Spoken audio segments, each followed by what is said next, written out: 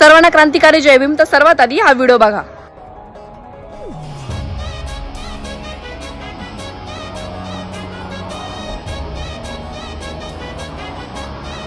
परभणी जिल्ह्यातील मानवत तालुका आमदापूर गावामध्ये संपूर्ण घटना घडली। बौद्ध समाजाच्या एका तरुणीची छेडछाड झाल्यानंतर तिच्या वडिलांनी या संपूर्ण घटनेवरती विरोध केला, तर आरोपी शिंदे यांनी सुमारे 100 लोकांना घेऊन कुटुंबावरती हल्ला केला।